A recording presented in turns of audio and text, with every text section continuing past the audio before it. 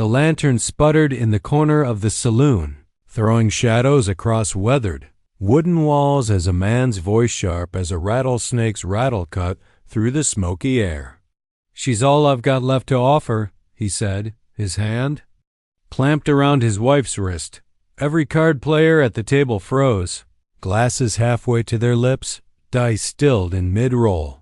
The piano in the corner stammered to a halt.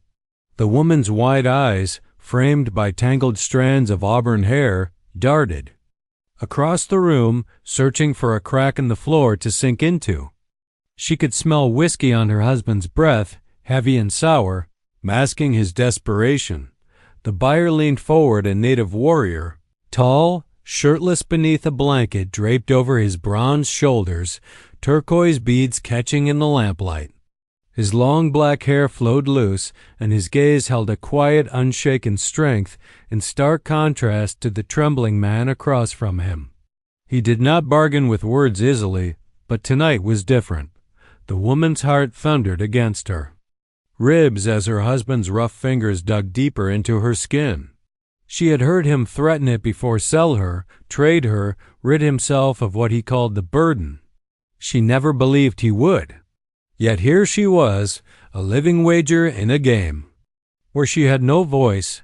The saloon smelled of sweat, smoke, and danger. Men shifted uncomfortably, their boots scuffing against the warped floorboards, unsure whether to watch or look away. The stakes were no longer whiskey or silver. This was flesh, blood, and soul. The warrior said nothing at first, only studying her with eyes that seemed to see more than her trembling frame, eyes that pierced straight into the marrow of who she was. She felt her breath hitch, not from fear alone, but from something deeper, something unspoken. A flicker of possibility in the darkest of hours. And then he spoke. "I don't buy women." His voice was deep, steady, carrying the weight of his people and the silence of the desert night. "But I will not leave her here." Her husband laughed, a cruel, broken sound. "Take her then. She's yours. For gold, for land, for whatever you got, she's yours tonight." The warrior's hand moved slowly, deliberately, pulling a leather pouch from beneath his blanket. The clinking sound of coins filled the tense air. He laid it on the table, his gaze never leaving the woman's face, and in that moment, under the dim lantern glow and the judgment of every silent man in the room, her life was traded like cattle, sealed not by her words, but by the clink of silver. The saloon doors swung wide with a groan, spilling her into the chill night. The desert wind hit her cheeks, sharp and dry, carrying the scent of dust and mesquite. Behind her, laughter erupted, uneasy, mocking, and cruel. Men who had said nothing while she was sold now had plenty to say once she was gone. The sound clung to her like burrs, each laugh cutting deeper than the last. The warrior did not speak. His hand, rough and steady, rested on her arm, not harsh like her husband's grip, but firm, guiding her across the uneven boards of the saloon porch. She stumbled once, nearly falling, but he steadied her with a touch that surprised her. Gentle, careful, almost reverent. She looked up at him, but his face was unreadable, carved from stone and shadow. A horse waited at the hitching post, a tall chestnut with dark eyes and a saddle adorned with beadwork that shimmered faintly under the biofensatla moonlight. The warrior mounted with fluid strength, then extended his hand toward her. For a moment she froze. Every nerve in her body screamed to run, but where? Back to the saloon? Back to the man who had just traded her away for silver? The thought was worse than the unknown. Her trembling fingers found his hand, and he pulled her effortlessly onto the saddle before him. She felt the heat of his bare chest against her back, the steady rhythm of his breathing. Her husband had never held her like this, not steady, not safe. The horse shifted, then moved forward, hoofs striking the dirt with measured certainty. The town fell away behind them. The saloon's lanterns became pinpricks of yellow swallowed by the night, and the desert stretched wide and endless. The The sky was a river of stars, sharp and cold, and the moon cast pale silver across the open land. Every sound felt amplified. The crunch of hooves on dry earth, the rustle of the blanket around his shoulders, the beat of her own wild heart. At last, unable to bear the silence, she whispered, "Where are you taking me?" His voice came low, steady, almost like the earth itself answering. Away from men who trade their wives like cattle. The words stung not because of him, but because of their truth. She closed her eyes, the shame of it flooding her chest until she could hardly breathe. He did not pry further. He asked no questions of her name, her past, or her pain. He simply rode, guiding the horse through moonlit trails that cut between boulders and whispering sagebrush. Hours passed in quiet. Her fear shifted, softened into something unfamiliar. She felt no threat from him, only an unspoken wall of strength, a silence that was not empty but protective. For the first time in years, she realized she was not bracing herself for a blow, a curse, or a cruel hand. When the horse slowed at a rise in the land, she opened her eyes to see a small fire flickering ahead, tucked within a circle of stones. A lone camp lay waiting, a bedroll, a waterskin, a bundle of herbs tied with sinew. Simple, sparse, but it spoke of a man who lived with intention. He dismounted, then helped her down. Her legs trembled from the ride, but again his touch steadied her. She glanced around, the vast desert stretching forever in every direction. And a knot formed in her throat. She was no longer bound to her husband, but what was she now? A wife abandoned? A woman purchased? Or something else entirely? He knelt by the fire, feeding it a branch until flames leapt brighter. Then he looked at her for the first time, not past her, not through her, but at her. His eyes were dark, reflecting the firelight, unreadable yet heavy with meaning. "You are not a coin," he said simply, as if declaring a truth the world had long denied her. Tears stung her eyes, sudden and hot. She turned away quickly, but the desert wind carried her quiet sob into the night. And for the first time, in the silence of a vast land and the company of a man she did not know, she felt a strange and terrifying thing take root in her chest hope. The fire crackled low, sending sparks spinning into the night. She sat on the edge of the blanket he had laid out for her, arms wrapped tight around her knees, the desert chill biting at her bare skin where her sleeve had torn. The vast land, pressed in around them, open and endless, yet she felt cornered by her own fear. The warrior moved with quiet precision, adding more wood to the fire, then crouching beside a bundle of herbs tied neatly with sinew. He crushed the leaves between his fingers, releasing a sharp, clean scent that cut through the smoke and dust. Without a word, he dropped them into a small iron pot. Letting the steam rise, she stole glances at him when she thought he wasn't looking. The firelight danced across his skin, illuminating the taut muscles of his chest and the gleam of the turquoise and silver hanging at his throat. His long hair shifted in the breeze like black silk, catching sparks of orange light. He looked carved from the very land they sat upon, unyielding, eternal, untmed. Finally, he broke the silence. "Drink," he said, pouring the steaming liquid into a tin cup and setting it beside her. Her fingers trembled as she reached for it. The bitter taste surprised her, but warmth spread down her throat, loosening the tight knot of fear in her chest. She didn't realize how thirsty she was until that moment, how her lips cracked from hours of dryness, how her body ached for something as simple as water and heat. "Why?" she whispered, her voice raw. "Why did you take me?" His gaze lifted from the fire, meeting hers. "Because men who sell women are already dead inside, and you are not meant to die with them." The word struck her like a sudden gust of wind. For years her husband had spoken of her only as a burden, too weak, too costly, too useless.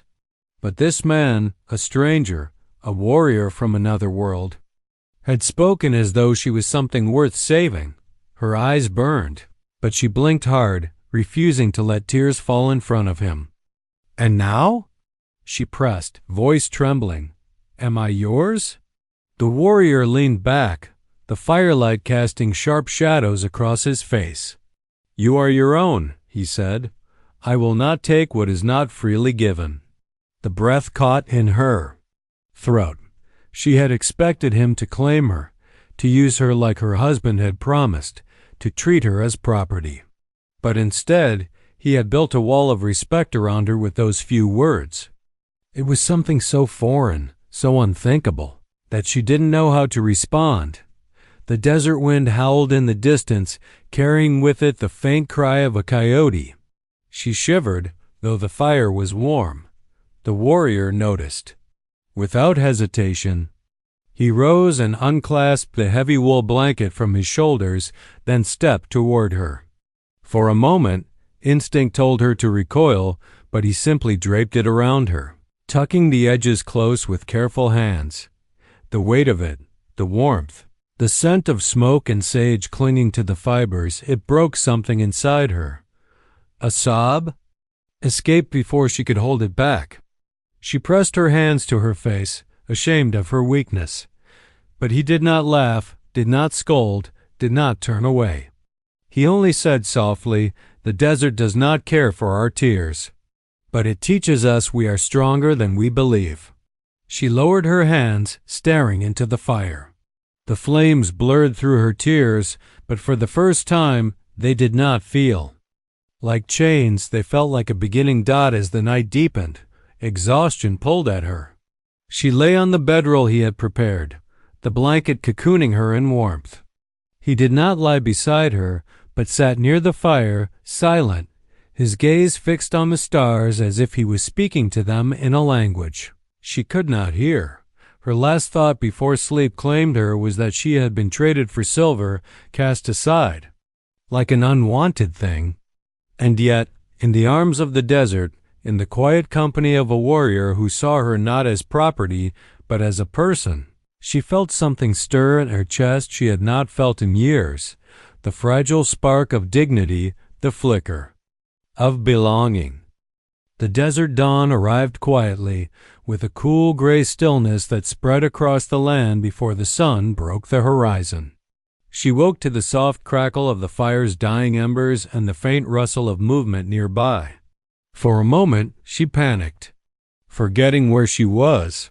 The memory of last night came rushing back the saloon, her husband's hand crushing her wrist, the silver coins, and the ride into the vast wilderness. Her heart thudded in her chest until she turned her head. The warrior stood a few yards away, shirtless, framed by the pale light of morning. He was gathering water from a narrow stream, his long black hair falling down his back, catching the first rays of sun. The turquoise beads at his neck glimmered faintly, like drops of sky caught in stone. For a moment, she simply watched him. He moved with the same quiet certainty he had shown the night before, deliberate, precise, as if every gesture mattered. Her husband had never moved like that. He had always lurched, staggered, slurred. Watching this man was like watching a hawk glide silent, powerful, effortless. When he returned, he set the water skin beside her without a word. She took it in both hands, drinking deeply. The coolness refreshed her throat, raw from smoke and tears. "Thank you," she murmured, surprised at the sincerity in her own voice. He crouched near the fire, feeding it twigs and dry brush. "You should eat," he said. From a leather pouch he produced strips of dried meat and wild berries, laying them on a flat stone. She hesitated, then took a piece, chewing slowly. The salt of the meat, the tang of the berries, it was plain food. But it felt like a feast after days of half-empty plates and bitter whiskey fumes. For a long while, they ate in silence. The desert around them was waking, the trill of birds hidden in brush, the distant thud of a jackrabbit's leap, the faint whistle of wind between rocks. Slowly, the tension in her shoulders eased. Finally, she dared to speak. "You never told me your name." He looked at her, firelight fading as the sun rose higher. His gaze was steady, unreadable, yet not unkind. "Tayan," he said simply. She rolled the name on her tongue, soft but strong. "Tayan," she repeated, as if saying it made him more real, less a figure carved from stone and fire. "I'm Eliza." He nodded once, as though the exchange of names was enough to build a bridge between them. But as the silence stretched, doubt pricked at her chest. "What happens now?" she asked, her voice trembling. "Do I go back?" The thought tasted like ash, but she forced it out, testing the edge of possibility. Tayan's jaw tightened. He looked out over the horizon where the land rolled away. "Into forever. Back to a man who traded you for silver?" he said at last. His tone was not mocking, but firm, grounded in truth. Her throat tightened. "He'll come for me," she whispered. "Not because he wants me, but because men like him don't let go of what they think belongs to them."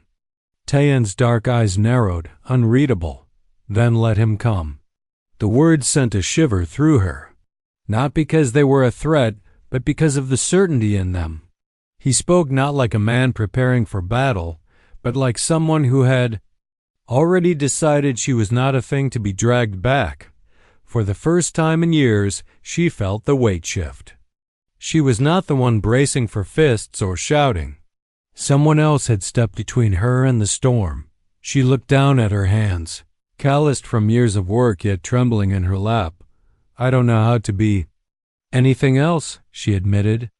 "For so long, I've just been what he told me to be. Quiet, small, nothing." Tayan studied her for a long moment. Then he said, softly but firmly, "You are not nothing. You are a woman. That is enough." The words sank into her bones like water into dry earth. She swallowed hard, blinking back tears she didn't want to show him. The sun finally cleared the horizon, spilling gold across the desert, painting the rocks and sagebrush in fire. The world looked new, as if it had been made again overnight. For Eliza, in a way, it had. By the second morning, Eliza could feel the desert in her bones. The air was thinner, sharper, every breath dry with dust. The sun had not yet risen fully, and the land still lay in shadow, but the silence of the wild no longer felt like a threat. It felt like a shield. Tayan moved with the same calm efficiency as before, breaking down camp, tying bundles, readying the chestnut horse. Eliza watched him, the lines of his back cut clean against the gray sky, his hair falling like a dark curtain. She had thought him distant, but now she began to see the pattern in his silence. He did not speak to fill space. He spoke only when the words mattered. She thought about her husband and the saloon, and the way men had stared at her with pity or amusement as if she were less than human. Did they speak of her now? Did they laugh over drinks, slapping her husband on the back? Or did they whisper? Her chest tightened at the thought. As if sensing her unrest, Tayan finally broke the quiet. "The town will talk," he said, cinching the saddle strap. Her head jerked up. "You think he'll come after me?" Tayan didn't answer right away. He lifted his gaze to the horizon, where a line of dust hinted at faraway movement, wagon, horse, something. Then he looked back at her, his expression unreadable. Men like him do not like to be shamed. Shame, yes, that was the word. Her husband had not wanted her, but the idea of losing her, being seen as weak enough to have her taken, would burn him worse than whiskey. He would hunt her down not for love, not even for anger, but for pride. Eliza swallowed hard. "And you?" she asked, surprising herself. "Why risk it? Why carry me away from all that?" Tayan adjusted the beadwork reins, then met her gaze with calm, steady eyes. "Because you are not his to own. You are not mine either. But I can give you space to breathe until you know what you are." His words landed deep, like water trickling into cracks of stone. She felt her throat tighten, though no tears came. She had cried enough. They mounted the horse, the desert stretching before them in gold and rust. Hours passed, the rhythm of hooves steady beneath her, her body swaying in rhythm with his. She began to notice details she had missed before: the scent of sagebrush crushed beneath hooves, the cry of hawks circling high above, the way his heartbeat was steady against her back as though nothing in the world could shake him. By midday, they reached a dry creek bed, where Tayan let the horse rest beneath the shade of a cottonwood. He gathered stones, stacking them with careful hands into a small, balanced tower. "What are you doing?" she asked, curiosity breaking through her silence. "A marker," he said, "so I can find the place again, if needed. So the land remembers." Me, the idea startled her. In town, men left marks of whiskey, anger, broken glass. Here was a man who left only quiet stones, placed with intention. As she watched him, the sound of her husband's voice came unbidden, sharp and cruel. "You're nothing but a mouth to feed. You're lucky I keep you at all." But here she was, far from him, wrapped in a life she could barely understand, and the warrior had said the opposite. "You are a woman. That is enough." The thought filled her with both fear and something dangerously close to longing. When they resumed their ride, the wind shifted. Far behind them, carried faintly through the desert air, came the echo of voices. Men's voices, horses. The sound was faint but real. Eliza stiffened. "They're looking," she whispered. Tayan's hand tightened on the reins, his jaw set. His voice came low, steady, unshaken. "Then let them follow the wind. The desert favors those who respect it." But Eliza knew her husband would not stop. He would chase her into the bones of the land itself if that's what it took to reclaim, what his pride demanded. And for the first time, she understood. This was no longer only her story of survival. It was now a story of collision between a man who had sold her and a man who refused to see her as a possession. And when those two worlds met, nothing would remain the same. By the third night, the desert seemed to whisper of danger. The wind carried voices that were not there, and the distant thunder of hooves sometimes rose in Eliza's mind even when the land was silent. She could not tell if it was her fear or a true warning. Tayan was different that night. His calm remained, but he moved with sharper edges, pausing often to scan the horizon. When he built a fire, it was smaller than before, shielded by rocks as if he did not want its light to be seen. He spoke little, his silence heavy with thought. Eliza sat close, the wool blanket around her shoulders, watching him. The firelight caught in his turquoise beads, flashing like tiny stars against the bronze of his chest. His long black hair flowed loose down his back, stirring when the night breeze moved. To her, he seemed less like a man and more like a force of the land itself, enduring, immovable. Yet tonight, even he was restless. Finally, she broke the silence. "You hear them, don't you?" "Riders." Tayan's gaze lifted to her, steady, unreadable. "I hear the land," he said. "It speaks when men move across it. Heavy feet, too. Many voices. They are searching." Her breath caught in her throat. "He won't stop, my husband. He'll bring others." Tayan nodded once, slowly. "Yes." The simplicity of his answer both terrified and steadied her. He did not try to deny. He did not feed her false comfort. He simply spoke the truth and sat beside it like one would sit beside a fire. Eliza drew the blanket tighter. "What will happen when they find us?" Tayan's hand rested on the ground, fingers brushing the dirt as if reading it. He looked into the fire, his voice low. "That is not decided. The desert gives many paths. Which one we walk depends on the choices we make." She swallowed hard, searching his face. "And my choice? Does it matter?" At that, His eyes met hers, holding with a quiet intensity that made her chest ache. "Your choice matters most." The words echoed in her, louder than the crackle of the fire or the cries of coyotes in the distance. No one had ever said such a thing to her. Her husband had never asked, never cared. She had been a burden, a possession, a tool.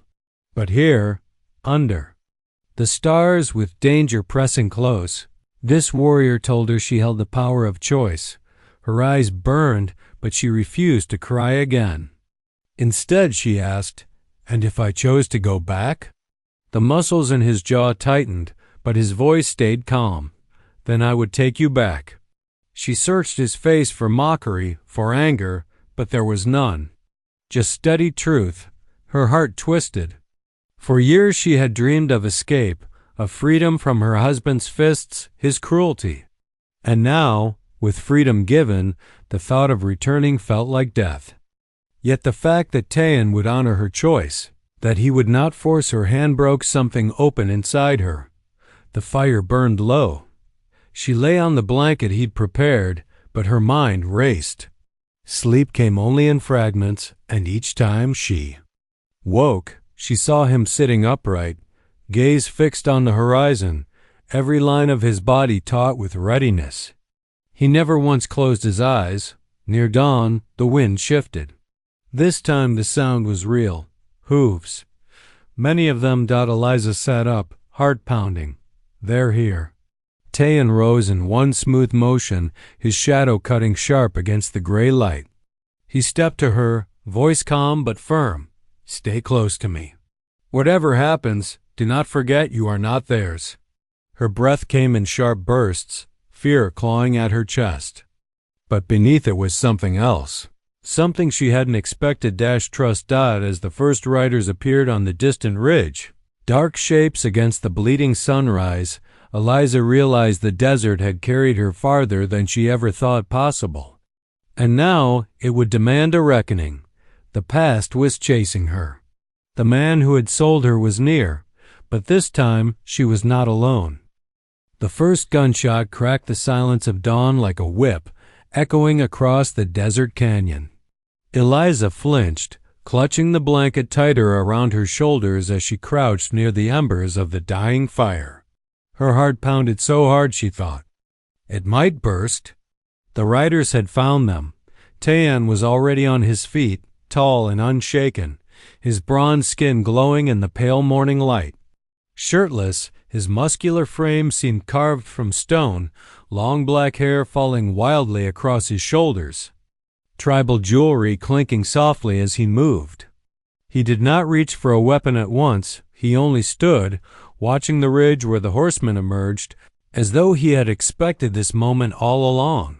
"Stay low," he said, his voice calm, deep, unbroken by fear. Eliza pressed herself against the rock wall, trembling, her throat dry as dust. She could hear the riders' laughter carrying on the wind, the sound cruel and mocking. Among them, she spotted her husband Daniel, his face twisted with greed and rage. Even now, even after giving her away, he wanted more. "Tayan," Daniel called, his voice harsh. "You think you can steal what's mine? She don't belong to you. She never did." Eliza felt anger burn inside her chest, but Tayan raised a hand to silence her before she could speak. Slowly, he stepped forward into the open, his bare chest gleaming in the morning light. He looked every inch a warrior, not because of the muscles or the jewelry, but because of the quiet strength that radiated from him, a strength no number of horsemen could match. "You sold her," Tayan said, his voice steady, carrying across the canyon. "A man who sells his wife owns nothing. She belongs to herself." The riders muttered among themselves, shifting in their saddles. Some lowered their eyes, uneasy at the truth of the words. But Daniel spat on the ground and drew his pistol. "She's mine," he snarled, "and I'll see you both in the dirt before I let her go free." The moment cracked like dry timber. Daniel raised his gun, but Tayan was faster. In a blur, he pulled a bow from where it rested against the rock, drew it back, and loosed an arrow with deadly precision. The arrow thudded into the ground inches from Daniel's boot, quivering upright in the dust. Gasps rose from the men. Daniel froze, pale as chalk. Tayan didn't notch another arrow. He didn't need to. His eyes alone carried the warning. "Leave," he said softly, but the weight in his tone made it feel like thunder. "Take your greed with you. There's no place for it here." For a long, tense moment, the desert held its breath. Then, one by one, the riders turned there. Horses. None wanted to stand against the warrior. Even Daniel, cursing under his breath, finally yanked his reins and wheeled away, fury in his eyes but fear in his spine. The sound of hooves faded into the horizon, swallowed by the empty land. When the silence returned, Eliza realized her hands were shaking. She stumbled forward, her legs weak, and before she could stop herself, she pressed against Tayan's chest. The steady rhythm of his heartbeat calmed her, steadied her, as if the desert itself had found its anchor in him. "I thought," her voice cracked, tears rising, "I thought he'd never stop, that I'd never be free of him." Tayan's arms closed around her, strong but gentle. "You are free now," he said. "He cannot touch you again." The desert sun broke over the ridge, painting the canyon in gold. For the first time in years, Eliza felt the weight lift from her shoulders. She breathed deep, the air sharp and clean, filling her lungs like a promise. She looked up at him, his long black hair catching the light, his eyes dark but kind. "What happens now?" she whispered. He tilted his head, considering her with quiet patience. "Now you choose your path. If you walk beside me, you will not walk in chains." Eliza felt her heart surge with something she hadn't dared believe in for so long, hope. She nodded, a small smile breaking through the tears. "Then I'll walk beside you." Tayan held her gaze for a long moment, then gently took her hand. Together they turned toward the open desert, the endless horizon waiting like an unwritten story.